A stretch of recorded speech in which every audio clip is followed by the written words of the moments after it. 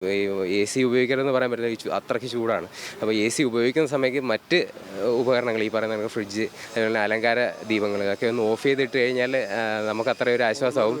Overload വരില്ല. അതൊന്ന് ശ്രദ്ധിച്ചു കഴിഞ്ഞാൽ നമുക്ക് ഈ പറയുന്ന പെട്ടെന്നുള്ള കറണ്ട് പോക്കും നമുക്ക് ഈ പറയുന്നതൊക്കെയുള്ള ഒരു റാമ്പും ഉണ്ടാകുന്നത് ഒഴിവാക്കാൻ സാധിക്കും.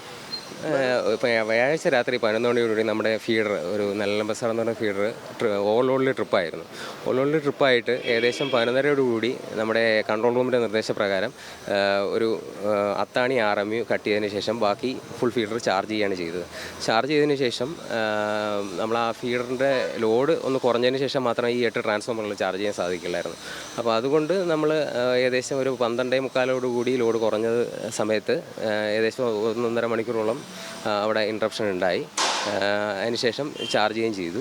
അപ്പോൾ ഇതിനിടയ്ക്ക് 12:30 മണിയോടുകൂടി ഇവിടെ ഒരു സംഘം അക്രമികൾ എത്തുകയും ഈ പറയുന്ന ബോർഡ് നേരെ കല്ലെറിയുകയും അപ്പം താഴെ ബോർഡ് വലിച്ചു കീറുകയും ചെയ്യുകയാണ് ഉണ്ടായത്. അപ്പം മുകളിലേക്ക് കയറി നമ്മളെ ഗ്രില്ല് എത്രയും പെട്ടെന്ന് നമ്മുടെ ഒരു ഓവർസിയർ മാത്രമാണ് ഡ്യൂട്ടിയിലുണ്ടായിരുന്നത്. ഓവർസിയർ വന്ന് ഗ്രില്ല് പൂട്ടിയിട്ടുണ്ട്. അദ്ദേഹത്തിനെ ആക്രമിക്കുന്ന ഒരു സംഭവം ഉണ്ടായിട്ടില്ല.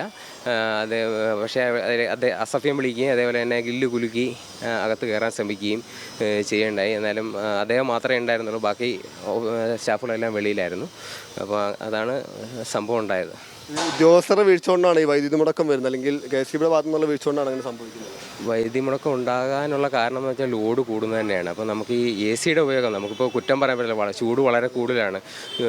ചൂട് കൂടുമ്പോഴത്തേക്കും നമുക്ക് നമ്മൾ നമ്മുടെ ലോഡ് സർവേക്കാളും വളരെ കൂടുതലാണ് നമ്മുടെ ഉപയോഗം എന്ന് പറയുന്നത്. അപ്പോൾ ഉപയോഗം നമുക്ക് ഓരോ ദിവസം പത്രത്തിൽ നോക്കുമ്പോൾ അറിയാം നമ്മൾ വളരെ കൂടി വരികയാണ്.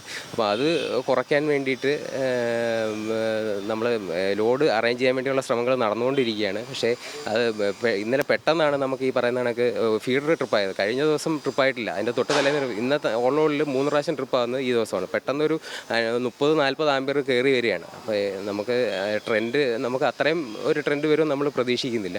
അപ്പോൾ അതിന് വേണ്ട നടപടികൾ നമ്മൾ കഴിഞ്ഞ ദിവസം ആലോചിച്ച് തൊട്ടടുത്ത ദിവസം ഈ പറയുന്ന കണക്ക് ഷെഡ്യൂൾ ചെയ്ത് 20 മിനിറ്റ് ഷെഡ്യൂൾ ചെയ്ത് നമ്മൾ ഓരോ RMU ഓഫ് ചെയ്ത് ചെയ്യുന്നുണ്ട്. അപ്പോൾ പെട്ടെന്ന് സംഭവിച്ചതുകൊണ്ടാണ് ഈ സംഭവിച്ചത്. അതേപോലെ നമ്മുടെ മാന്യ ഉപഭോക്താക്കളുടെ ഒരു കാര്യം ഒന്ന് ശ്രദ്ധിക്കുക, ഈ AC ഉപയോഗിക്കരുതെന്ന് പറയാൻ പറ്റില്ല, അത്രയ്ക്ക് ചൂടാണ്.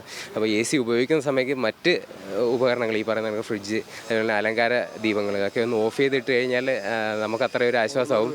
ഓവർലോഡ് വരില്ല. അതൊന്ന് ശ്രദ്ധിച്ചു കഴിഞ്ഞാൽ നമുക്ക് ഈ പറയുന്ന പെട്ടെന്നുള്ള കറണ്ട് പോക്കും നമുക്ക് ഈ പറയുന്നതൊക്കെയുള്ള ഒരു റാമ്പും ഉണ്ടാകുന്നത് ഒഴിവാക്കാൻ സാധിക്കും.